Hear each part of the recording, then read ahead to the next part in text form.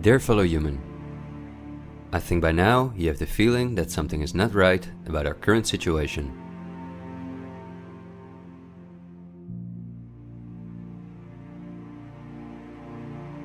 But I also think that the many ill-founded conspiracy theories may have caused you to distance yourself from both the media scaremongering and from those who spread the conspiracy theories. Still, I hope you will listen to me for a moment, because as you watch this video, hundreds of millions of people worldwide are falling into poverty because of the measures that have been in place for so long.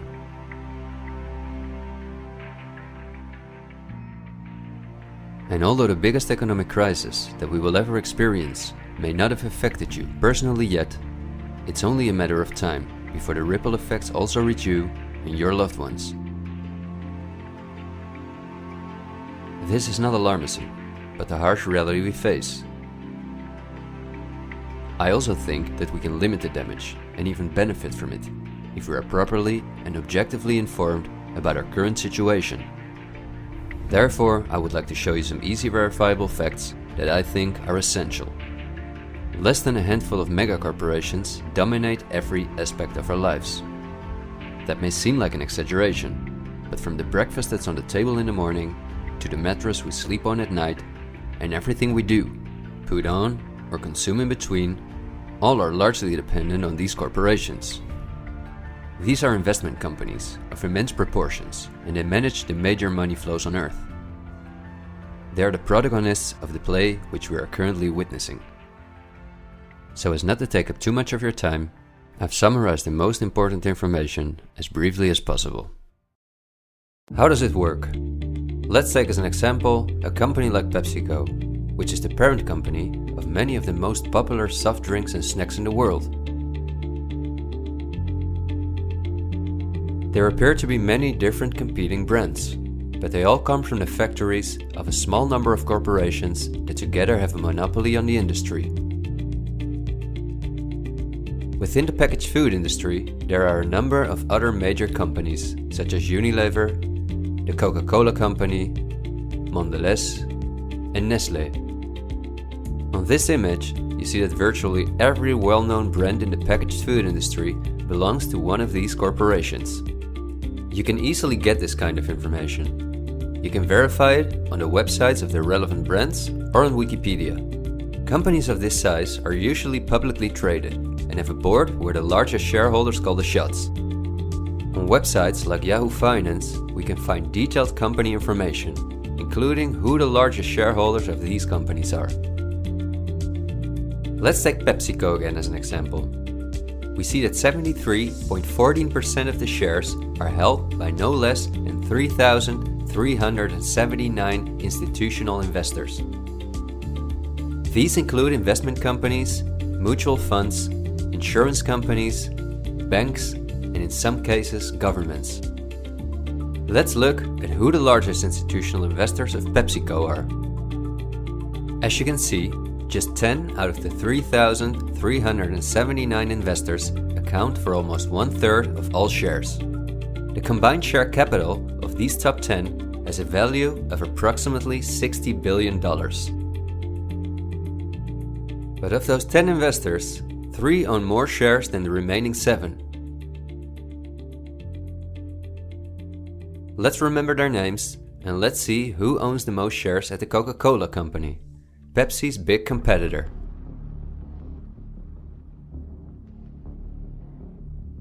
We see that just like with PepsiCo, the majority of the shares are held by institutional investors.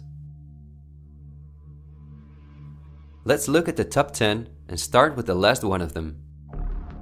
4 out of these 6 institutional investors we also saw at the last 6 of PepsiCo. These are Norton Trust, JP Morgan Chase, Geode Capital Management, and Wellington Management. Now, let's look at the 4 largest shareholders. 3 of these we also saw in the top 4 at PepsiCo. They are BlackRock, Vanguard, and State Street. And there's another one, Berkshire Hathaway. These are the 4 largest investment companies on the planet. PepsiCo and Coca-Cola are anything but competitors. But also the other big companies that own many brands, such as Unilever, Mondelez and Nestlé, are owned by the same small group of institutional investors. And you don't only find these names in the packaged food industry. For example, let's look up on Wikipedia what the largest companies are within the technology industry. Facebook owns WhatsApp and Instagram. Together with Twitter, they form the most popular social media platforms in the world. Alphabet is the parent company of all Google businesses, including YouTube and Gmail, but they are also the biggest sponsors and developers of Android, one of the two operating systems on which almost all smartphones and tablets in the world run. The other operating system is Apple's iOS. Finally, if we add Microsoft to the other three, we see that 4 companies produce the software that almost all computers, tablets and smartphones in the world depend on. Let's see who owns the most shares of these powerful companies. If we look at Facebook, we see that more than 80% of the shares are owned by institutional investors. These are the same names we saw in the food industry. Again, the same investors at the top. Then Twitter, which with Facebook and Instagram makes up the top 3. Amazingly, we see that the company is also owned by the same investors.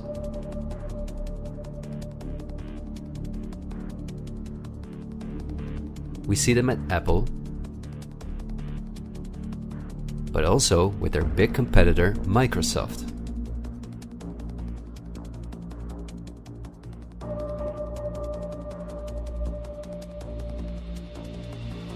When we look at all the other companies that dominate the technology industry and build our computers, TVs, smartphones and household appliances, we see the same big investors who own a majority of the shares.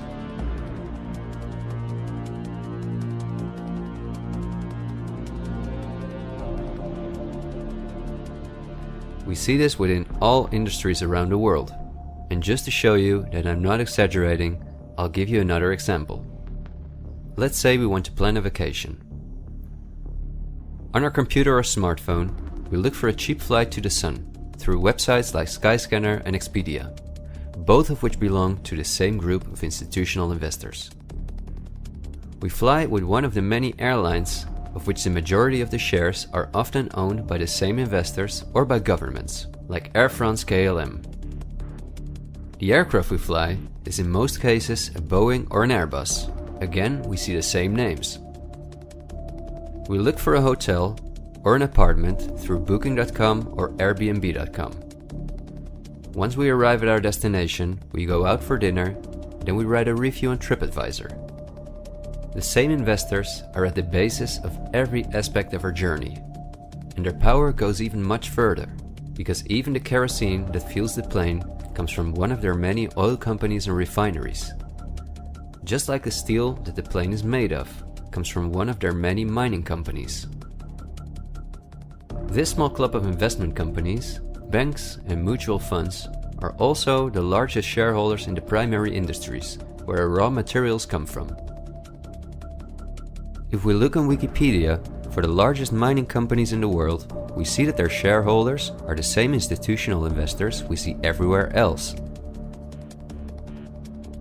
The same goes for the largest agricultural companies in the world, that our entire food industry depends on.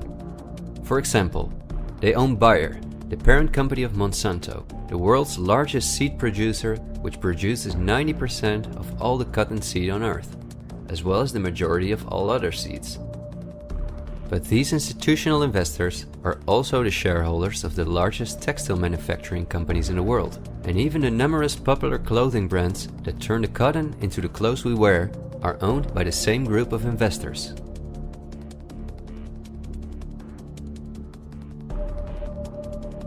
Whether we have the world's largest solar panel producers or the largest oil refineries, the shares are managed by the same companies.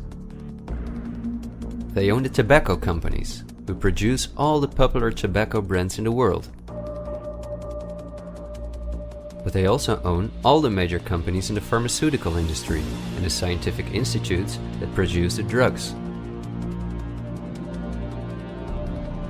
They own the companies that produce our metals and raw materials, and the entire automobile, aircraft and arms industry where those metals and raw materials are processed.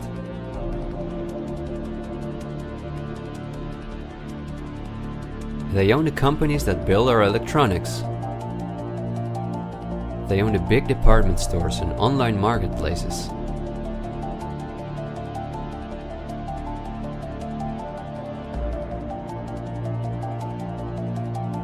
And even the payment methods that we use to pay for their products.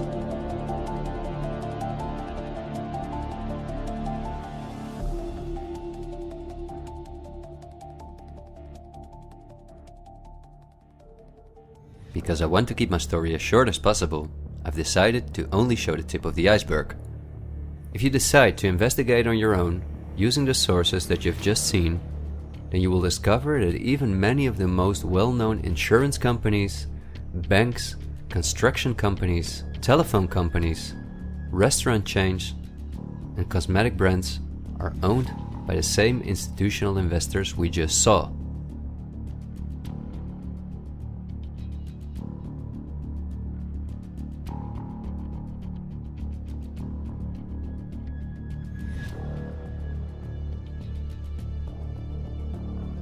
These institutional investors are, as I told you earlier, mainly investment companies, banks and insurance companies. They are in turn also owned by shareholders. Now, what is the most amazing thing? All of these institutional investors own each other's shares, and together they form an immense network that we can compare to a pyramid. The smaller institutional investors are owned by larger investors, who in turn belong to even larger investors. The visible top of this pyramid consists of only two companies, and we have seen their names many times by now. They are Vanguard and BlackRock. The power of these two companies is something we can barely imagine. Not only are they the largest institutional investors of every major company on Earth, they also own the other institutional investors of those companies, giving them a complete monopoly. According to a report by Bloomberg, one of the most respected institutions in the world in the field of financial data and analytics, experts expect that by 2028 both companies will collectively manage about $20 trillion in investments, and in the process will own almost everything on Earth. The same Bloomberg called BlackRock the fourth arm of government, because it is the only non-government entity that has a close relationship with the federal banks, also called the central banks.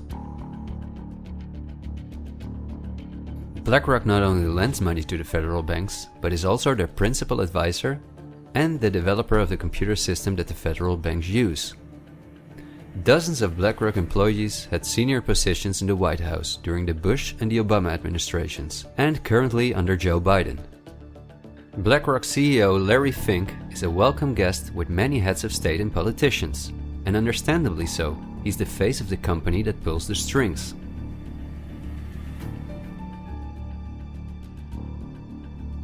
Yet Larry Fink does not pull the strings himself. In fact, BlackRock itself is owned by shareholders. And if we look at who those shareholders are, we come to a strange conclusion. We see that BlackRock's largest shareholder is Vanguard, and this is where it gets dark. Vanguard itself has a unique structure that makes it impossible to see who its shareholders or clients are. The elite who own Vanguard don't want anyone to know that they are the owners of the most powerful company on Earth. But of course, this is no secret to those who are willing to look into it. Reports by Oxfam and Bloomberg show that 1% of the world's population collectively owns more money than the other 99%. Indeed, Oxfam claims that as much as 82% of all the money earned in 2017 went to this 1% of people. Naturally, those who own the most powerful company on Earth would also be the richest among this 1%. In other words, they are part of the 0.001%. Forbes, the most well-known business magazine in the world, claims that by March 2020 there were some 2,075 billionaires. Oxfam's report showed that 2/3 of all these billionaires obtained their fortune through inheritances and monopolies. So this means that Vanguard is in the hands of the richest families on earth. If we study their history, we discover that these families have always belonged to the top of the pyramid, some even well before the Industrial Revolution began. Because their history is so interesting and extensive, I will explain some more about them in the follow-up video that I'm currently working on. But in order not to elaborate too far, I will just point out that many of these families belong to royal bloodlines, and they are the founders of our banking system, the United Nations, and every industry in the world.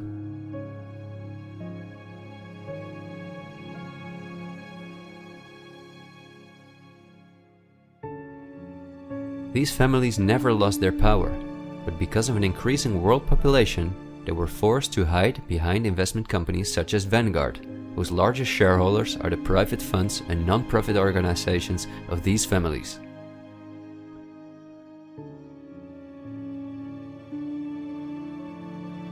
To make the bigger picture more clear, I need to briefly explain something about these non-profit organizations. These are the links that connect the business community with politics and the media, allowing major conflicts of interest. At first glance, however, this is not too noticeable. Non-profits, also called foundations, are organizations that rely on donations, and they do not have to publish from whom they receive those donations. They can invest this money in whatever they want, and do not have to pay tax on their profits as long as those profits are reinvested in other projects that they are involved in. Non-profits can move hundreds of billions of dollars from invisible investors. According to a report by the Australian government, this makes non-profit organizations ideal to finance terrorist groups and launder large sums of money.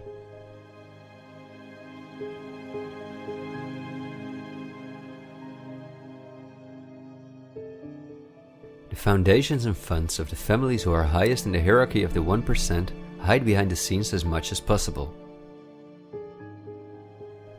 However, for cases that have a lot of publicity and attention, they use the foundations of philanthropist families that are lower in the ranking, but who are also extremely wealthy.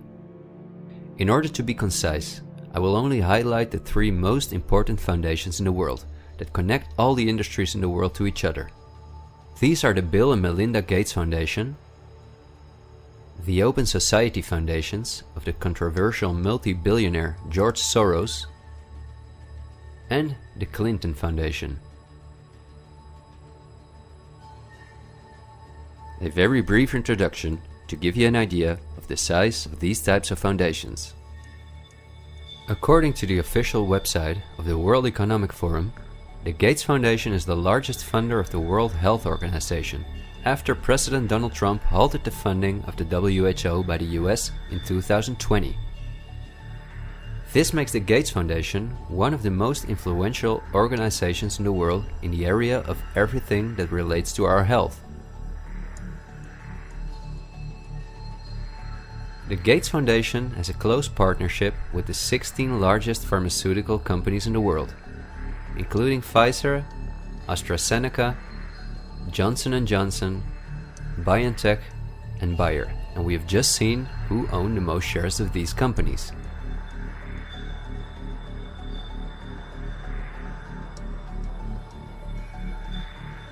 Bill Gates was anything but a poor computer nerd who made it to one of the richest people in the world, but he came from a philanthropic family that, just like himself, worked for the absolute elite.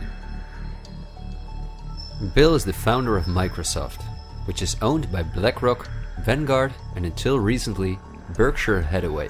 But at the same time, the Gates Foundation is the largest shareholder after BlackRock, Vanguard, and State Street in Berkshire Hathaway, where he was even on the board for a while. We would spend hours if we considered everything the Gates Foundation, the Open Society Foundations of George Soros, and the Clinton Foundation are involved in. But because they connect us with the next topic and with the current events, this brief introduction was important. I think the next topic should start with a question. A random person like myself, with very little experience in video editing, using an old laptop, can in 20 minutes objectively portray that only 2 companies have a total monopoly over all the industries in the world.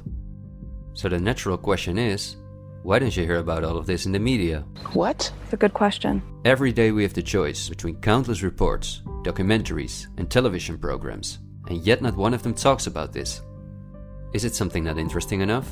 Or might there perhaps be other interests at play? The answer we get again from Wikipedia. About 90% of the international media is owned by 9 media conglomerates. The companies owned by these media conglomerates are too many to mention, so I'm just going to show you the most important brands that we all know. Viacom CBS is the parent company of, among others, all CBS channels, Paramount, where the most famous movies and series in the world come from, MTV, Comedy Central, Nickelodeon, the popular British Channel 5 and the popular Australian 10. Guess who the largest shareholders of Viacom CBS are? Before we look at the other major conglomerates, let's not forget to mention our extremely powerful streaming monopolists, Netflix and Amazon Prime, both of which belong to the same shareholders. Then AT&T, which is the parent company of Warner Brothers, HBO, Discovery Channel, CNN, Cartoon Network, TNT, DC, and many other well-known brands. Guess who the largest shareholders of AT&T are?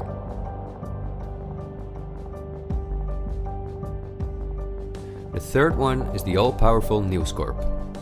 This company owns many of the most well-known national and regional newspapers, magazines, and TV channels in the US, the UK, and Australia. The shares of News Corp are owned by the American multi-billionaire Rupert Murdoch and by the institutional investors we see everywhere else. News Corp's sister company is Fox Corporation, which is also one of the most powerful media conglomerates on Earth. Just like News Corp, it is owned by the Murdoch family and the usual investors. Then the Walt Disney Company, a conglomerate of unimaginable dimensions, with many subsidiaries such as Pixar, Marvel, 20th Century, Lucasfilm, ABC, National Geographic, and Hulu. Who are their biggest shareholders? Another powerful media conglomerate is Comcast. This is the parent company of NBC, DreamWorks, Universal, the Sky Group, Focus Features, Xfinity, and many other major media brands. As you would expect, their largest shareholders are Vanguard and BlackRock.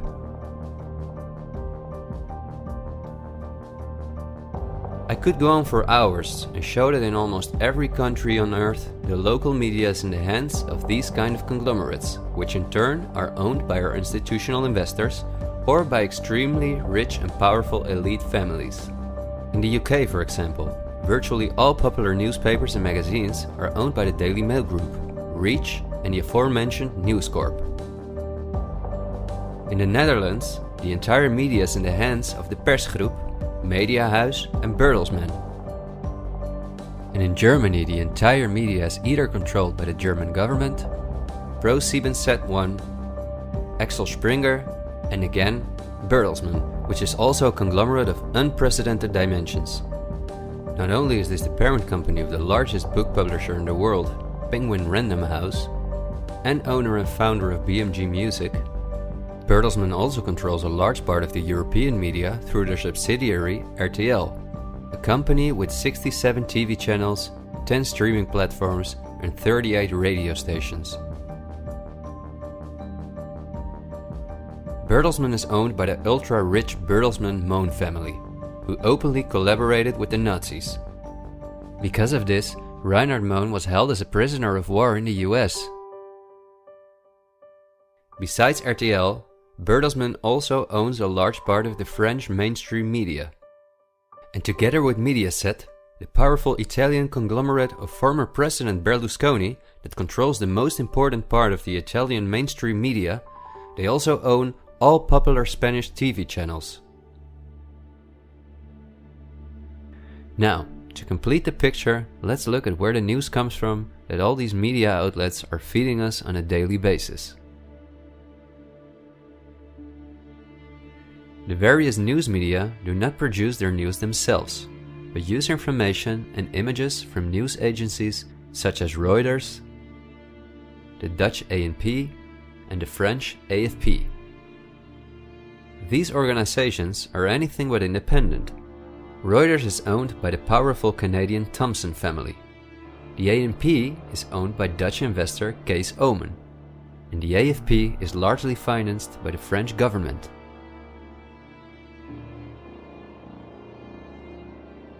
The main journalists and editors who work at our media or at these news agencies are affiliated with important journalistic organizations, such as the European Journalism Centre.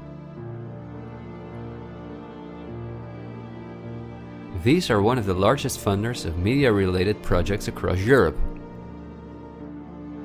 They train journalists, produce study materials, give internships at, for example, the ANP, and work closely with the world's largest corporations such as Google and Facebook. For journalistic analysis and opinion, all the major media outlets in the world use Project Syndicate, the most powerful organization within its field. It supplies the 506 most important media outlets in 156 countries. Project Syndicate, plus an organization such as the European Journalism Centre, together with the news agencies, are the connecting link between all the different media outlets around the world. When newscasters read the news from their teleprompters, there is a good chance that the text comes from one of these organizations. As a result, the global media is often synchronized in its reporting.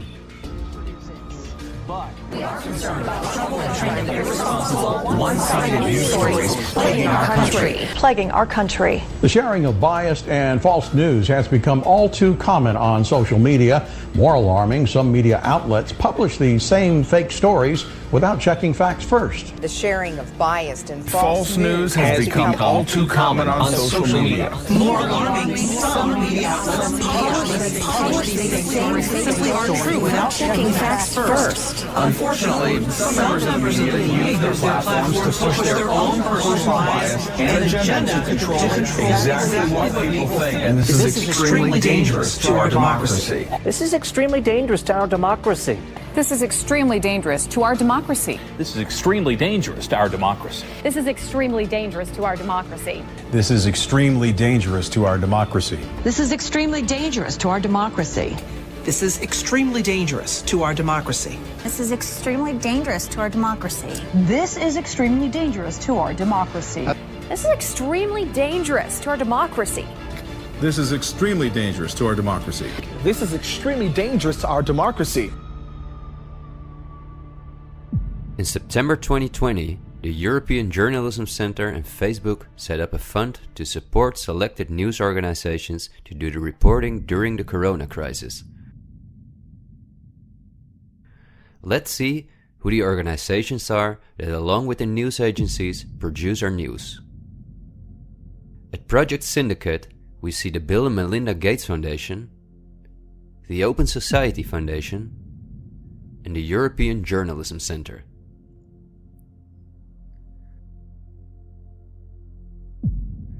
Then the European Journalism Centre itself. Again we see the Gates Foundation and the Open Society Foundation. And they also receive large donations from Facebook, Google, the Dutch Ministry of Education, Culture and Science, and from the Dutch Ministry of Foreign Affairs. The organizations that are at the heart of our information flow are funded by the non-profit organizations of the same elite who also controls the entire media. However, a part of our tax money goes to these organizations as well.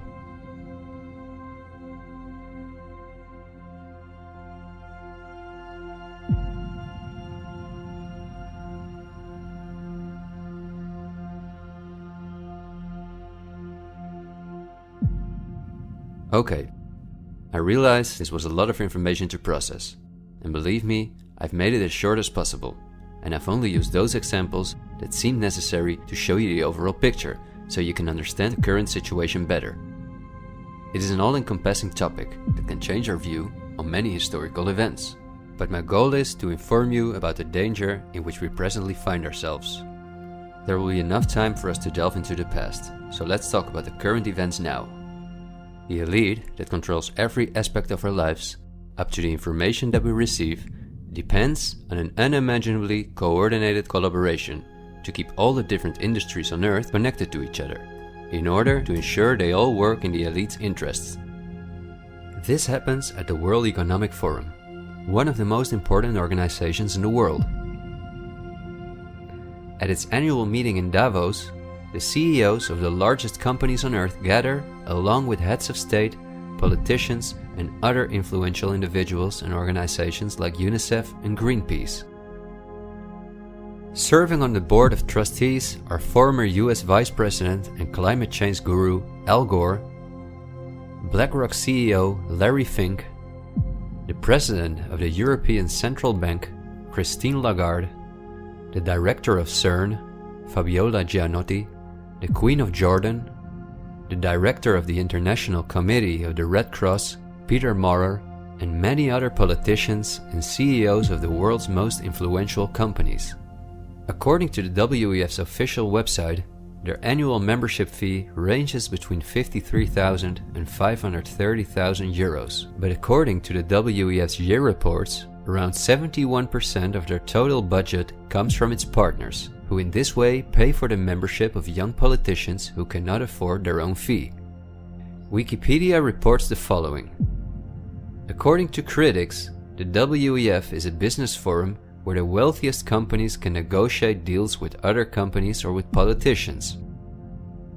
The purpose of the WEF for many of the participants would be personal gain instead of solving global problems. I don't like to make assumptions, but would there be so many problems on Earth if the key industry leaders, bankers and politicians since 1971 had gathered annually to solve our world's problems? Is it not strange that the world's leading environmental organizations have been meeting for 50 years with the CEOs of the most heavily polluting corporations while things just keep getting worse for our natural world?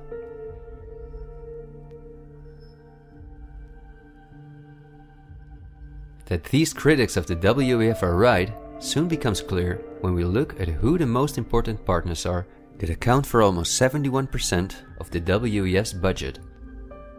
There are BlackRock, the Open Society Foundations, the Bill and Melinda Gates Foundation, and many other large corporations of whom Vanguard and BlackRock own the shares directly or indirectly.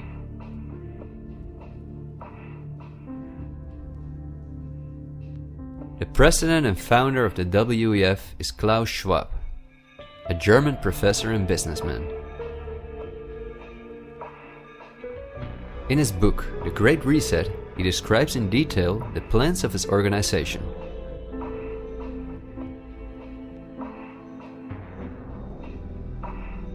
The coronavirus, according to him, is the excellent opportunity to literally reset our society in every regard. He calls this Build Back Better, and this slogan seems to be the motto of all globalist politicians in the world. And it's now a historical moment, a crucial moment, to rebuild the future, to reset our policies. And of course, we also want to work together on building back better.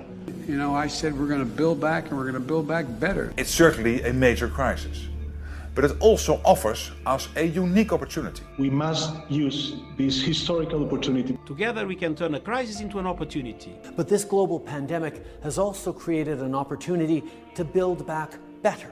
To build back better later. But also to build back better. To build back a better world. To build back better. We can't just build back, we got to build back better. And achieve the Sustainable Development Goals. And climate action is an essential part of that. According to Schwab, our old society should be exchanged for a new one, in which countries give up their sovereignty to an all-encompassing world government, in which people own nothing but work for the state, in exchange for their housing, healthcare, and all their other basic needs. All of this is necessary, according to the WEF, because our modern consumer society, which the elite themselves imposed on us, can't keep going as it is. It's no longer sustainable.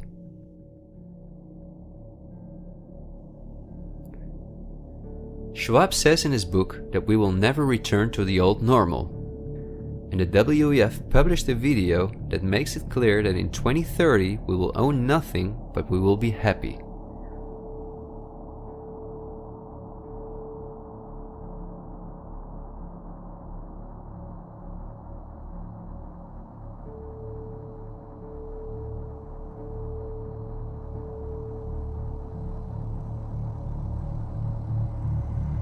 You've probably heard some talk about the New World Order.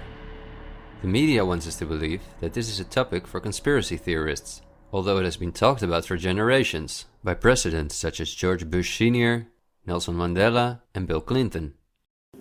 We have before us the opportunity to forge for ourselves and for future generations a new world order, a world where the rule of law, not the law of the jungle, governs the conduct of nations.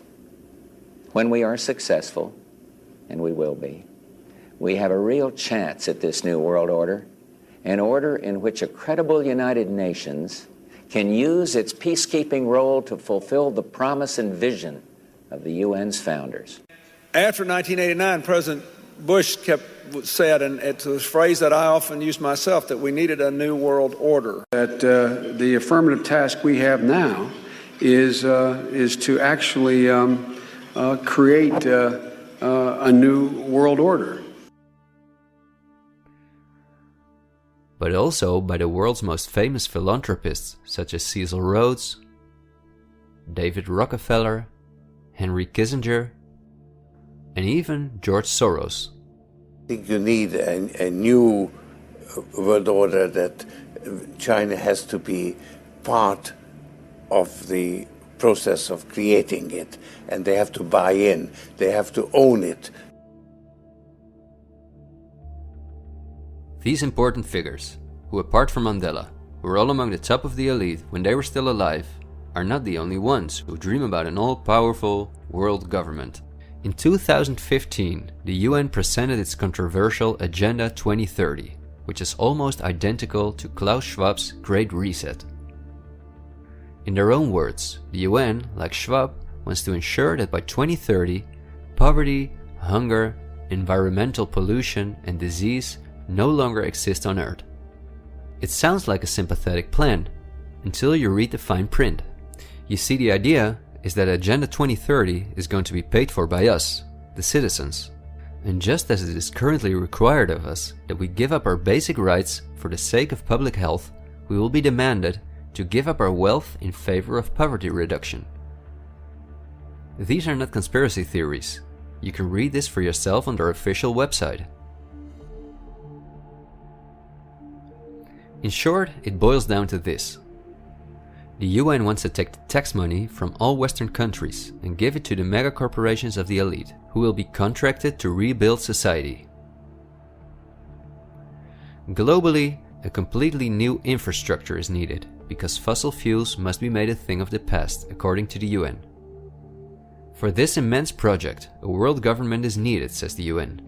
And the same UN takes it upon herself to be this global government. Just like Schwab, the UN also believes that a pandemic is the perfect opportunity to accelerate the implementation of Agenda 2030. It is worrisome that the WEF and the UN openly admit that they consider pandemics and other disasters as an opportunity to transform society, especially since we have seen that the elite have all the resources at their disposal to make us believe that there is a pandemic, and even to create one. So we certainly should not take these things lightly, and we should examine them carefully. And when we do that, we come across things that are even more troubling.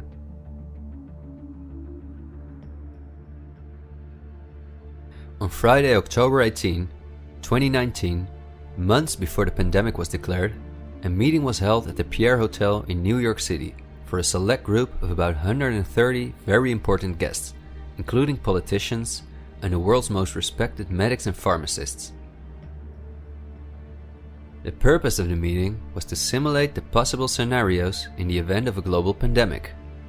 This could be a coincidence, you might say. For this simulation, however, a coronavirus was used as an example. The simulation covered in detail how the coronavirus would develop and how they could only control this through the intensive collaboration of entire industries, governments, and government agencies. Once again, a new world order to save us from destruction. Does it surprise you when I tell you that this meeting, called Event 201, was organized by none other than the World Economic Forum, the Bill and Melinda Gates Foundation, and the Johns Hopkins Institute? This is not a conspiracy theory. Check the official website of Event 201 for yourself.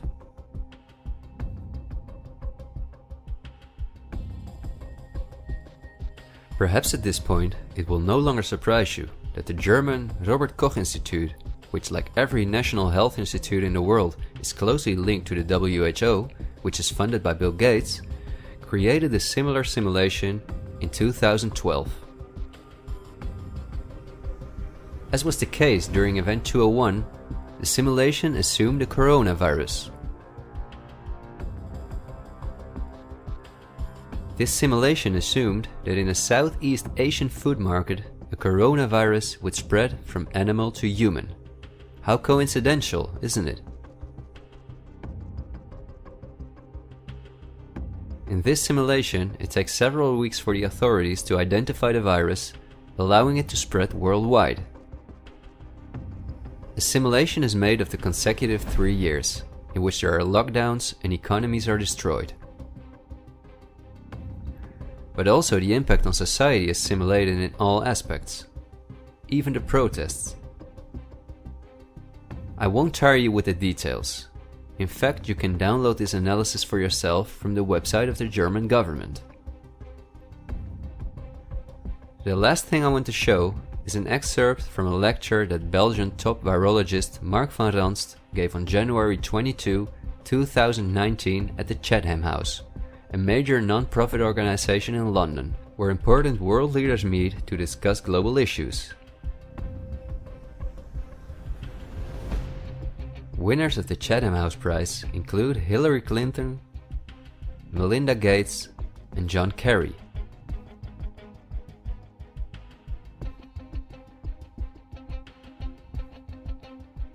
What Van Ranst is discussing is simply shocking. Van Ranst in fact explains how he has fooled the entire Belgian population during the swine flu through fear-mongering, out-of-context mortality rates, and media manipulation. He laughingly explains how he managed to impose the vaccine for the swine flu on the frightened Belgian population, a vaccine produced by the pharmaceutical companies he worked for. Thank you very much, Ab. Thanks for the invitation. And I was asked to tell you about my experiences being the crisis manager, the flu commissioner for Belgium, and highlighting the communication. And then you have one opportunity to do it right. I mean, day one is so important. In day one, you start your communication with the press, with the people, and you have to do it right. I mean, you have to go for one voice, one message. In Belgium, they chose to appoint a non-politician to do that. I mean, I have no party affiliations, and that makes things a little bit, at that time at least, a little bit easier, because you're not attacked politically, majority, minority. That doesn't come into play, and that was a huge advantage. The second advantage is that you can play in Brussels the complete naive guy and get a lot more done than you would otherwise be able to do. You have to be omnipresent that first day or the first days, so that you attract the media attention. You make an agreement with them that you will tell them all, and if they call, you will pick up the phone. When you do that, then you can profit from these early days to get complete carpet coverage of the field, and they're not going to search for alternative voices there. And if you do that, that makes things a lot easier. These first weeks, that's easy street. when you have no opposition and everybody needs news and they can come to you for news, you can bring quite a lot of neutral information, and it is picked up, and it is well, the news is brought the way you bring it, and that is you can only do that in the first couple of weeks or months. And then you have to say, okay, well, we will have H1N1 deaths. Of course, that would be unavoidable. I used there Sir Donaldson's quote, where he said that in the UK, by the peak of the epidemic, 40 people would die per day at the end of the summer. So 62 at that time million people in the UK, 40 deaths a day. I worked it out for Belgium. That would be 7 deaths a day at the peak of the epidemic. I used that in the media. 7 Belgian flu deaths per day at the peak of the epidemic would be realistic. That is true in every year, even interpandemically. That is very, very conservative. However, talking about fatalities is important, because when you say that, people say, wow, what do you mean? People die because of influenza? And that was a necessary step to take. And then, of course, a couple of days later, you had the first H1N1 death in the country, and the scene was set and it was already talked about. And then you had to pick who is going to be vaccinated first. And then, well, women and children first, whatever. I mean, risk groups, they were important. And then I misused the fact that the top football soccer clubs in Belgium inappropriately and against all agreements vaccinated they made their soccer players priority people. So I said I can use that, because if the population really believes that this vaccine is so desirable that even the soccer players would be dishonest to get their vaccine, I said, okay, I can play with that. So I made a big fuss about this. This is Van Ranst is raving mad, but it worked. The Chatham House organization is also funded by all major corporations of the elite, the Gates Foundation and the Open Society Foundations. We could talk for hours about the coronavirus, which has a survival rate of 99.98%, and about the incomprehensible measures that are destroying our society. Millions of entrepreneurs have lost their income. Countless elderly people have died in loneliness, isolated from their families. But I think we have reviewed enough facts that put the global COVID measures in a broader context, seen from the perspective of the elite. This extremely wealthy elite, collectively of tens of thousands of billions, has no problem whatsoever with the fact that more than 40% of the world's population has to live on less than $5.50 a day, or that millions of children are dying from the drinking water contaminated by them, or from malnutrition, or by their bullets and bombs. They just want to get more powerful. The elite have absolutely no intention to share their wealth with us. In fact, they are honest about their plans to take even the last bit from us, and those plans are being rolled out as I'm telling this. The underlying motives of the elite will not be explained in this episode, because for this we have to dive into history and discuss topics that are beyond our modern rational thinking. But for now you may understand well enough with the simple logic that a new world order, or an all-encompassing world government, is the only way for a small elite to retain its power over an ever-increasing world population. Companies like BlackRock and Vanguard do not benefit from national borders, import taxes, and real diversity.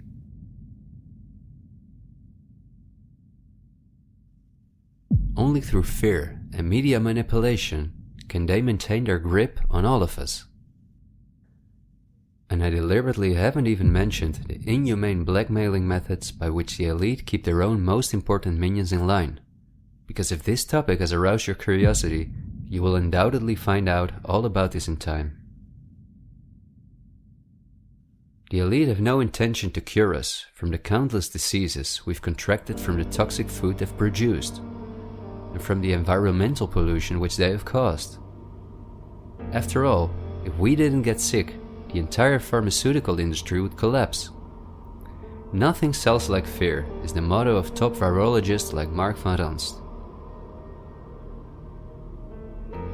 You will be amazed, as I was, when you discover that we have been warned countless times about this elite. I think we're being run by maniacs. If anybody can put on paper what our government and the American government, etc., and the Russian, Chinese, what they are actually trying to do, I think they're all insane. But I'm liable to be put away as insane for expressing that. That's what's insane about it. Don't you agree? For we are opposed around the world by a monolithic and ruthless conspiracy that relies primarily on covert means for expanding its sphere of influence, on infiltration instead of invasion, on subversion instead of elections, on intimidation instead of free choice, on guerrillas by night instead of armies by day. It is a system which has conscripted vast human and material resources into the building of a tightly knit, highly efficient machine that combines military, diplomatic, intelligence, economic, scientific, and political operations. Its preparations are concealed, not published. Its mistakes are buried, not headlined. Its dissenters are silenced, not praised. No expenditure is questioned, no rumor is printed, no secret is revealed. President Kennedy has been assassinated. It's official now. The president is dead. Women here in shock, some have fainted. Grown men, Secret Service men standing by the emergency room, tears streaming down their face. There's only one word to describe the picture here, and that's grief, and much of it. It's official. As of just a few moments ago, the President of the United States is dead.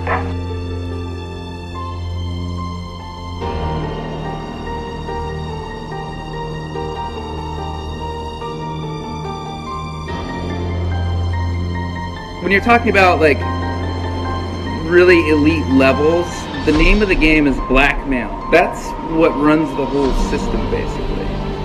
They want compromised people because they're easy to control. I'm not suicidal. I'm not suicidal.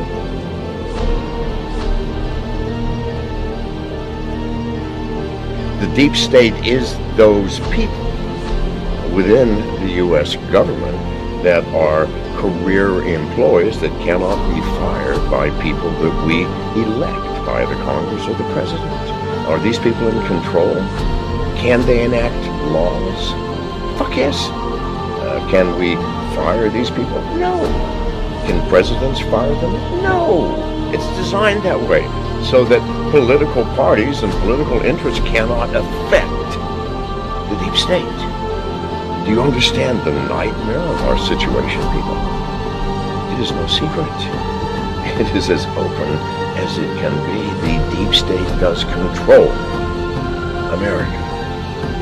Wake up, people, please. God, use some common fucking sense. Thank you.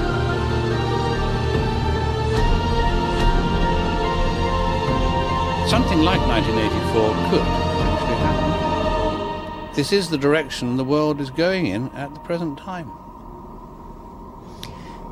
In our world, there will be no emotions except fear, rage, triumph, and self-abasement. The sex instinct will be eradicated. There will be no loyalty except loyalty to the party. But always there will be the intoxication of power.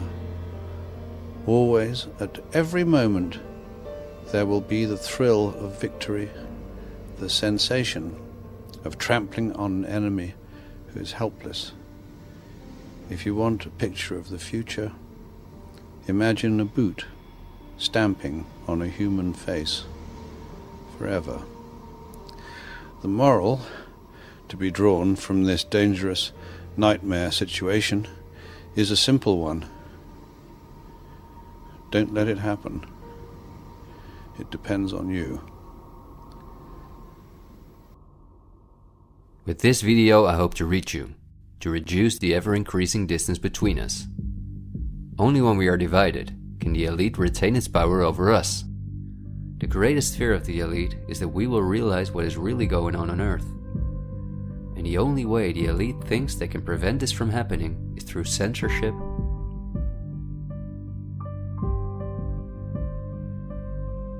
preventing human contact,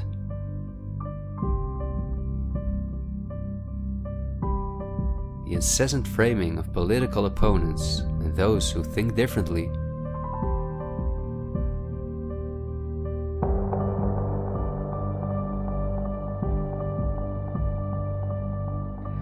and the use of brute force.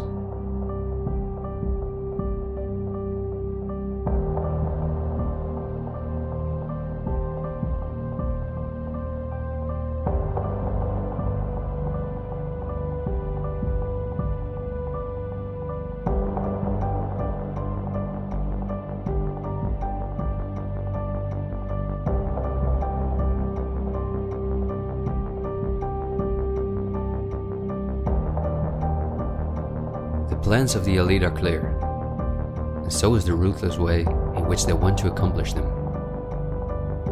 If we allow this to happen, a new society will be built on the ashes of what we once knew. A new society in which we will own nothing, not even a home of our own. The elite wants to make sure that between now and 2030, everything you now own will be theirs.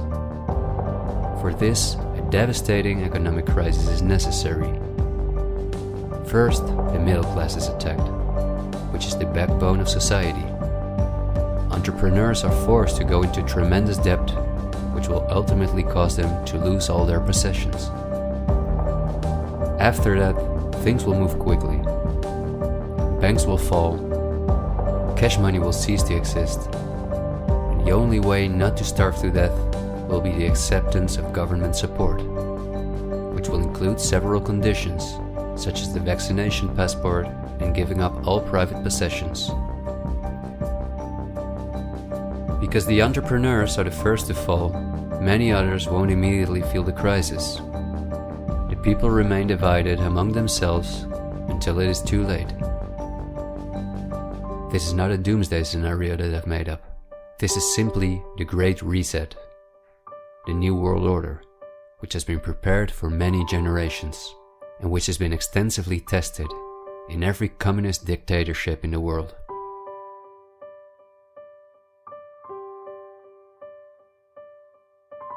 But this can also go a different direction, and instead of a great reset, we can cause a great awakening and create a world where no one has to go hungry, and where we can live in a sustainable way, in freedom, with each other and with nature. This is not an idealistic daydream. There have always been forces that have sought to break the power of the elite, but until recently, our means of communication were always insufficient to get a mass network in motion. The elite have always kept us in ignorance about the discoveries of geniuses such as Tesla, who was far advanced in the field of clean, free energy. Or Dr. Rife, who used radio waves to cure at least 16 terminal cancer patients before he, just as Tesla, died in a suspicious manner. Or Henry Ford, who in 1941 had already made a car out of bioplastic that proved stronger than steel. The elite have hidden countless such techniques from us because they form a threat to their monopolies in every industry. These were techniques that would have given us freedoms and put the elite's power at risk, which is based on our fear and dependence on their projects. These are not conspiracy theories, but facts. What I am saying is that a world of new possibilities is opening up for all of us, where there is no poverty, no pollution, diseases, or wars, and in which governments work for the welfare of the people rather than the other way around. Countless ailments that provide the pharma industry with hundreds of billions of dollars will be cured. No one will have to work their ass off to live a dignified life.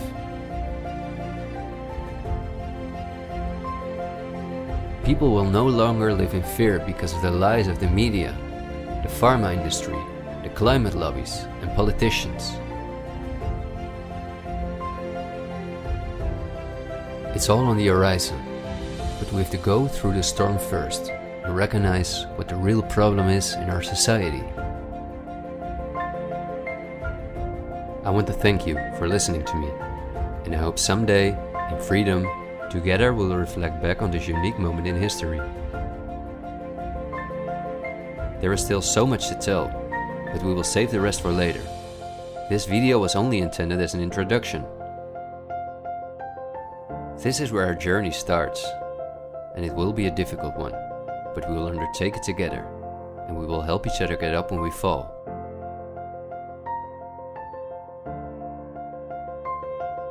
We will not be afraid. We are the 99%.